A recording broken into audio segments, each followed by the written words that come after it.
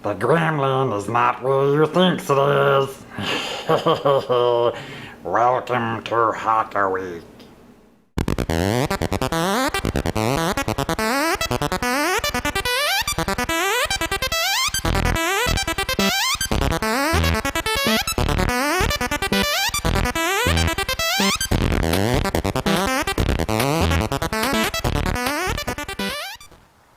So a couple of viewers mentioned, what about the timing advance? Is it advancing? Well, that's a good question. It probably is, but it would be good to verify if it is.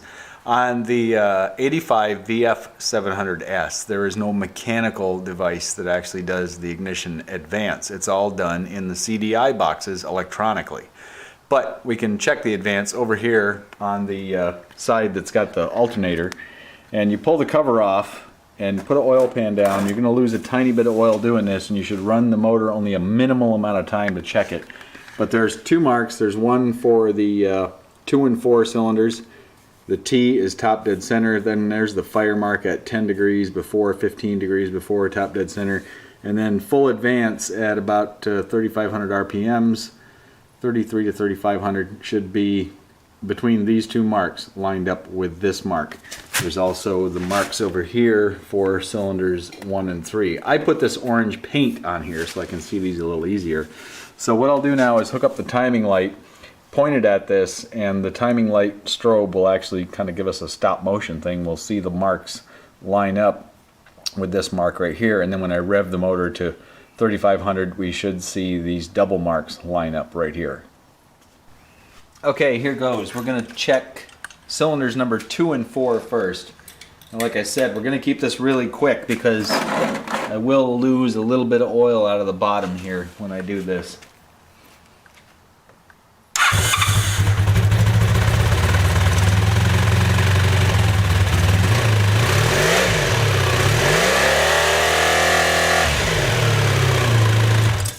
Okay, you saw that that was working okay. It moved to the double marks. Now let's try cylinders number 1 and 3.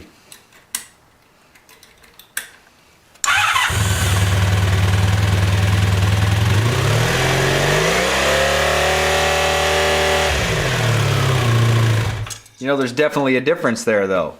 1 and 3 stayed nice and stable. I don't know if you noticed that. Let's go back to 2 and 4 again. It looked to me like 2 and 4 was jumping around quite a bit, which is not good.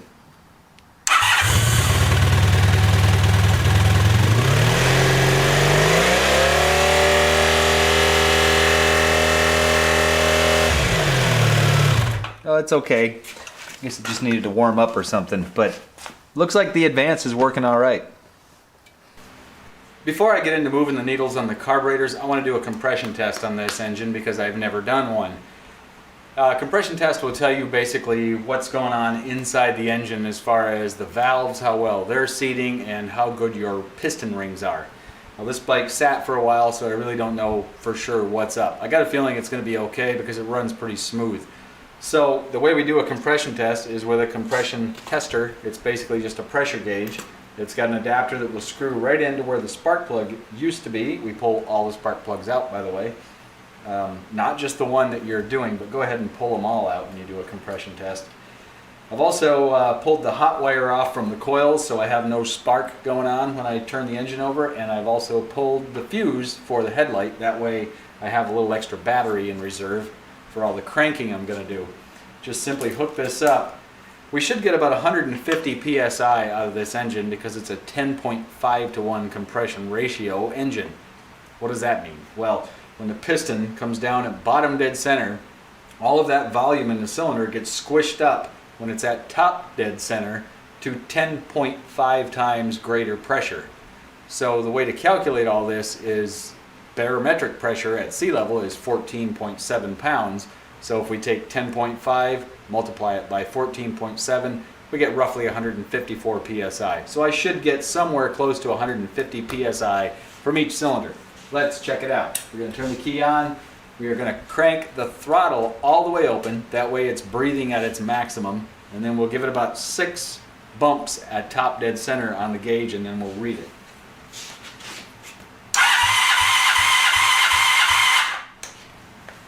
key back off. Hey, how about that? 150 PSI. That's good. Let's check all four. We'll write them down on a piece of paper and compare notes later. Well, it looks like we're at 150, 140 pretty much. So we're within 10 pounds on all the cylinders, which is good. That's okay. Considering this engine sat for a while and there might have been a little bit of moisture got in one of the cylinders, maybe put a little bit of a light rust on it. Hopefully that'll wear away and seat in as I drive the bike more, if I can ever get it running right. So let's do that next. Take the carburetors off. We're gonna adjust those needles all the way to full lean position and see what we get. I was able to get one of these off without pulling the carburetors. The back two are quite accessible, so down inside here there's a little widget that holds the needle in, and that's what it looks like. It's got a little spring on the end of it. Let's set that aside for a minute. And then there's the needle, and the needle basically is pretty much not adjustable. I mean, there it is, you can see it. You could probably put washers on it, I guess, to raise the needle, but you can't really lower it anymore. All you could do is change the needle a little. So now I'm stuck.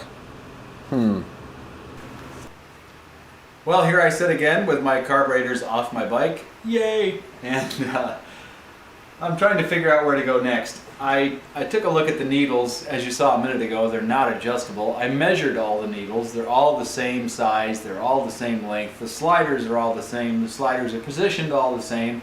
The diaphragms are all good. There's no holes in them anywhere. And I did look in there once and I revved it. They all lift just fine. There's just a lot of fuel going on. But getting back to that thing I mentioned about how carburetors need to lean out at high RPMs, what does that is something called the air correction jet and the emulsion tube. Two things you can go look up. I could get into explaining those, but basically the emulsion tube helps mix the fuel with the air. And it's down in the bottom of the carburetor. Down here, pull the float bowls and it's in there. And as the fuel gets pulled into the main jet, the fuel level drops a bit. That opens up more holes in the emulsion tube, lets more air in. Well, that air needs to come from somewhere, and there's a jet that lets that air in. It's called the air correction jet, or the airco in carburetor tunese. So I need to find where that is in here and make sure that it's open. There's a possibility, I suppose, as much crud as was in these carburetors. Remember way back, it was horrible. They could be plugged up. If that's the case, it won't go lean at high RPMs, it won't let it rev. So I'm going to pull the bowls off and start looking around. The only good gremlin is a dead gremlin. You feel lucky, gremlin? Well, do ya?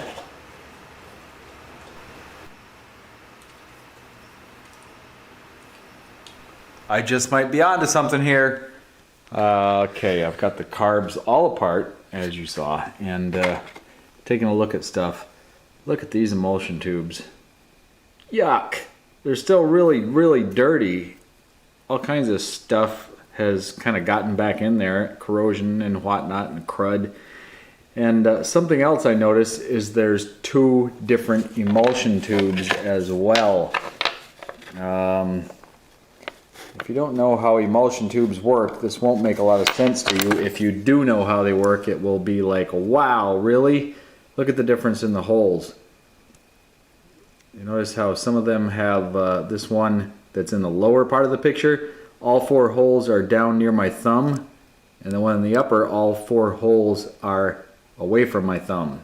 Just discovered one more thing too on this particular carburetor, the air correction jet passage, which goes from here to all the way down in there. That little orifice that I'm pointing to, that little brass thingy, that is clogged up. That needs to be opened so that it will go lean at high revs, which it's not doing on that particular carburetor. That, coupled with these being in the wrong place, I think I found my gremlin. The carbs are back together and cleaned up. Hopefully every passage is open now and the emulsion tubes will do their job and help lean out the mixture at the top end, and they're in the right locations.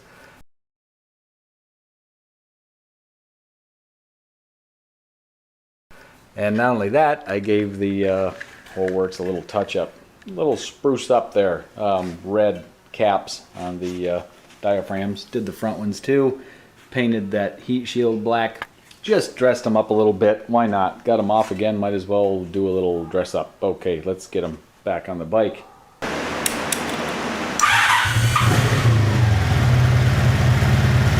Much better idle. Oh well, here we go.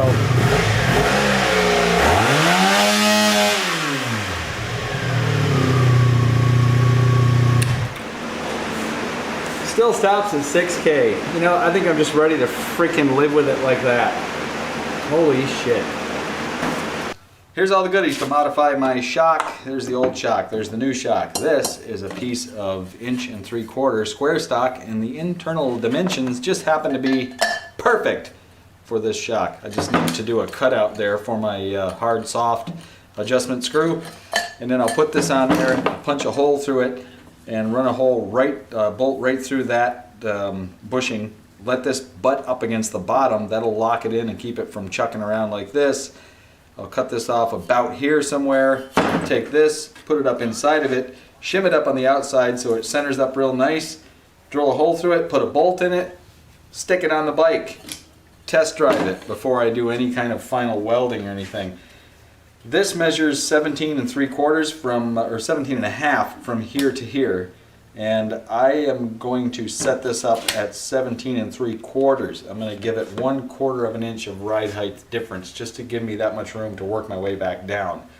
I put the other shock on my jig, figured out a line where the end of the shock is, and so I need to cut it off below this orange line.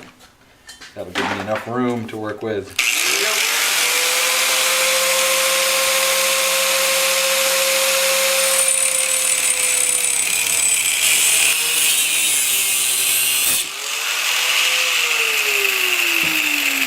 Bye-bye.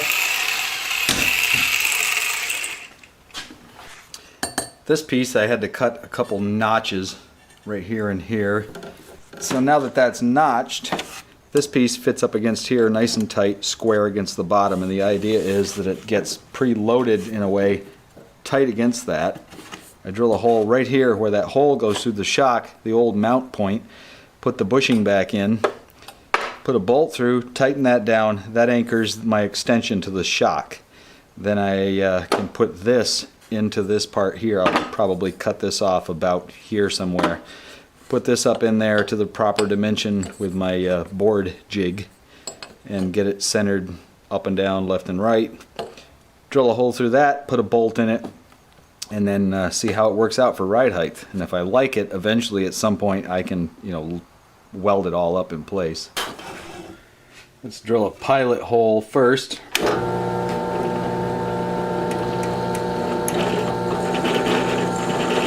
And now we'll drill the final 3/8 hole, which is about the same as 10 millimeters. That's the size bolt I'll be using. Let's get a little oil on there to help it cut. Keep the heat down.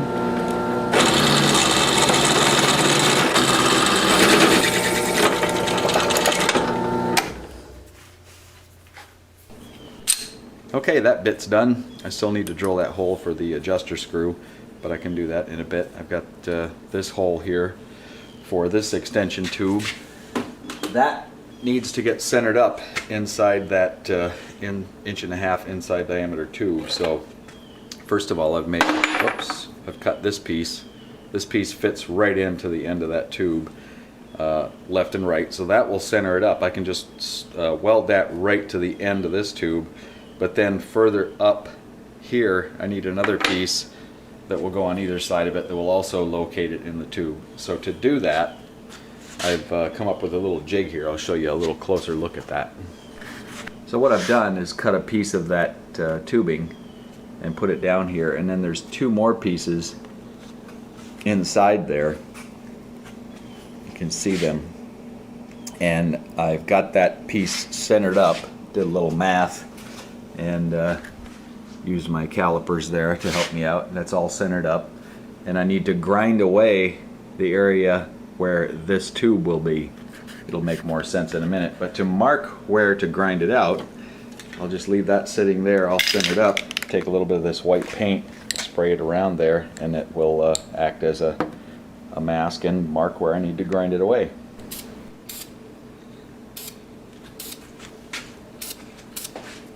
Doesn't take much.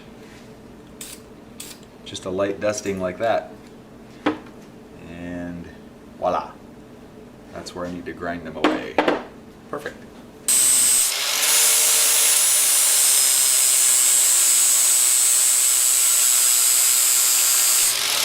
After about 10 minutes of grinding, there we go. Now those pieces will weld right about here somewhere, and then the other flat piece, that'll weld on the end like that, and I need to line that up so that that lines up totally perpendicular to the tube. Well, here's my makeshift welding jig. Piece of aluminum down there to conduct the ground to the piece of work. And then I put this bolt in the top, and I put the square up against the piece that I'm welding to so that I can just eyeball it. As you can see, it's parallel with the straight edge. So now I know that I'm parallel with everything. And I can go ahead and spot this into place and then do a really good weld on it once I get it spotted. Let's go ahead and do that.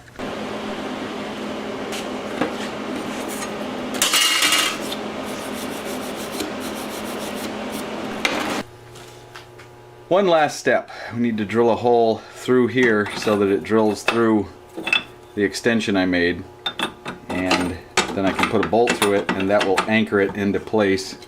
If I want to later, I could just weld this in place if I'm happy with the ride height and everything. If not, I can still take this back out, cut it a little bit and lower it. So let's go ahead and drill that hole.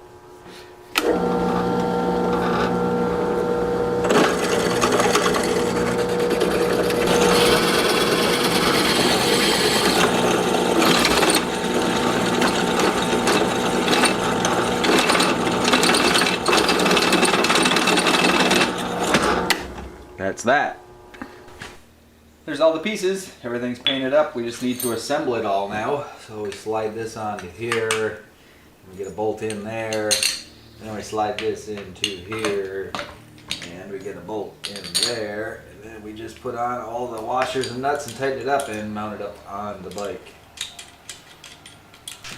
We're ready to stuff this thing back in there, the shock that is, and there's a difference between the width of the two shocks. This one is the old air shock, and here's the new CBR shock. So I took the spacer that was in the top of the air shock, and I cut a couple of new spacers to go on either side of this to take up the slack. Let's get this thing in there. Oh, what a tight fit.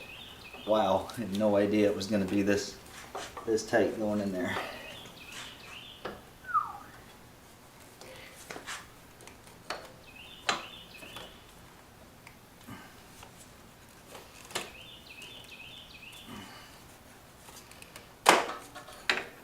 Goes, and we're in. Wow. Let's check the ride height on this. I've got Lisa holding the bike up for me. Makes it a lot easier than the last time. I'm up about a ½ inch higher, I think. As I recall, it was 28 before, I think. It's at 28.5 right now.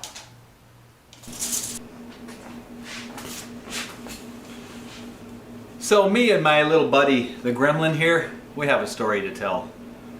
It all started with that damned CBR instrument cluster, the one everybody hated, and I sort of liked, and then I hated it, and I pulled it off, and I had to mess around with the tachometer to get it to work right. I had to take the guts out of this tachometer, and I had to connect them to the dial on the CBR tachometer, but the CBR was set up with a different ignition system, so I had to recalibrate the potentiometer on this circuit board. I had to turn it a little bit to get it to read right, or so I thought.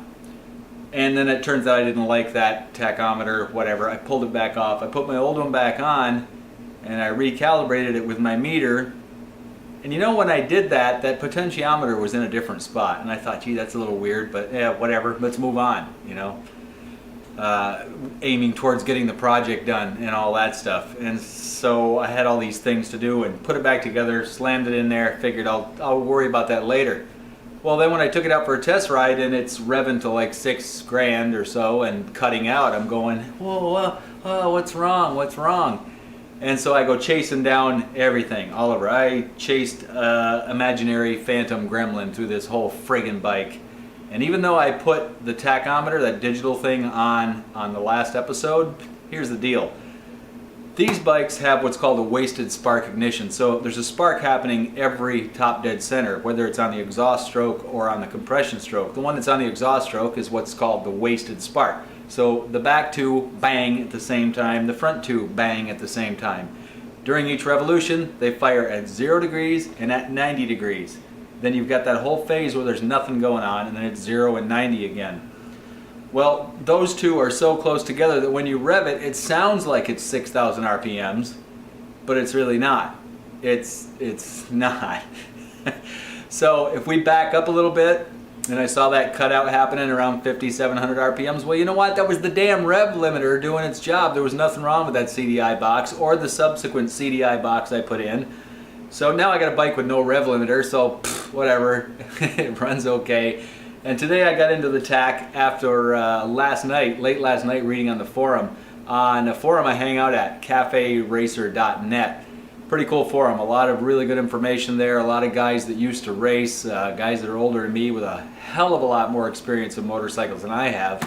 And I've learned a whole lot there. And by the way, if you go visiting that site and you've got some, cool bike that you've tricked out and you think is really cool, you better think twice before you post it on there and go, hey, look at my cool new bike, because if it's got a lot of BS on it that's not really anything but for looks, and it ruins the handling and ruins the way it runs, they're going to let you know about it. They're relentless. They will be brutally honest with you, and you know what? It's for your own good, really, because if you hacked a bike all to hell just because you wanted to make it look cool, but now you've compromised its performance and handling, they'll let you know. So be prepared for that if you go there. Anyway, good bunch of guys. One guy in particular, screen name of 8Ball, love that screen name, he pointed out the whole deal with this thing firing at 0 and 90 degrees and the way the math works. The tachometer was wrong, so I got back in there last night. I opened it up late last night. I couldn't help it. I came out to the shop. I opened up the tach. I got in there on that potentiometer with a little magnifying glass, looked at the little paint mark from the factory where it was originally set, rotated it back, and you know what? The two paint marks lined up perfectly. Then I connected up everything and checked it out, and I hooked my meter up again, and I had it on 4-cylinder, 4-stroke, and it's idling about 1100 RPMs, and the tach is reading, the digital tach's reading 550. Well, you have to multiply that by 2.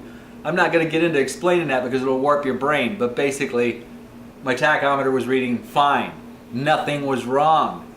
I was the gremlin. It was me. It was my fault. I did it. I did it. I brought all that grief on myself. How about that? So there's the Phantom Menace that I had in this bike all along. But it's okay, because along the way I learned a lot of stuff, and I got in there to those carbs one more time and found out my emulsion tubes were in the wrong spot, and I found one more passageway that's leaning out one cylinder that was plugged up. So little bonus out of that. It's all good. So where are we? I've got the shock on. That's all mounted up.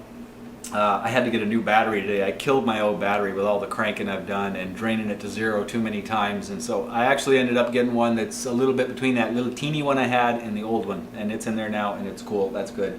Got my little gremlin here. You know what? I think he's going to be my mascot on this bike. I'm going to stick him up in here somewhere and let him ride along.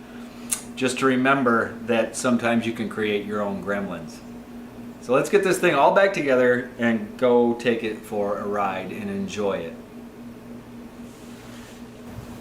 And so, there she is, ready for a test drive. Let's fire it up and take a little walk around. I've got my new mascot hanging out here with me. Hopefully he'll keep away any future gremlins.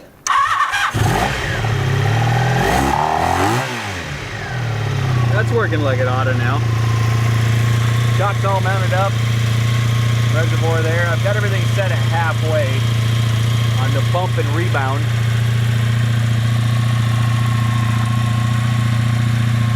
So there you go, there's a nice look at it outdoors for the first time. You know, I like the fairing, I gotta say. Once everything's painted the same color, probably gonna paint the rims too. It's gonna look great. Got the GoPro mounted there on the bottom of the fairing. Good little road footage on my test drive.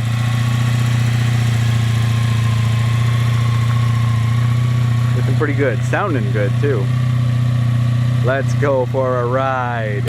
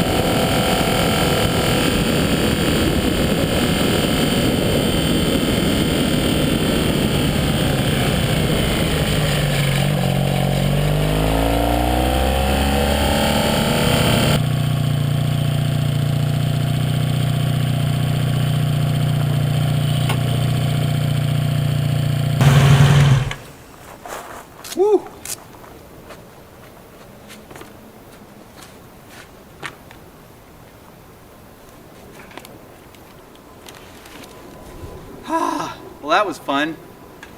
Looks like the Gremlin's gone. There was no frickin' Gremlin. There was a couple of problems I had to work out.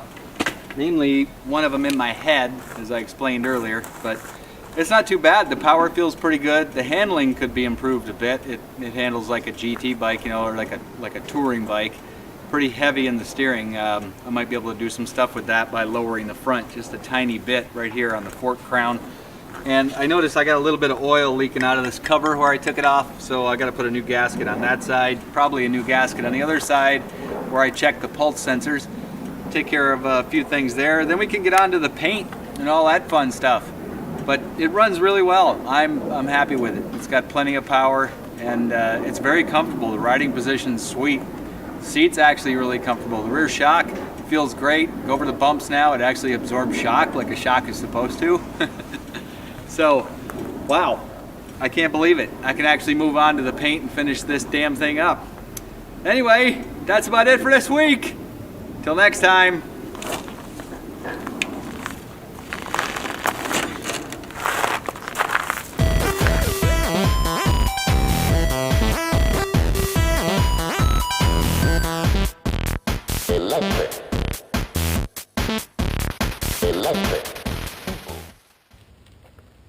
I can't believe it actually freaking worked.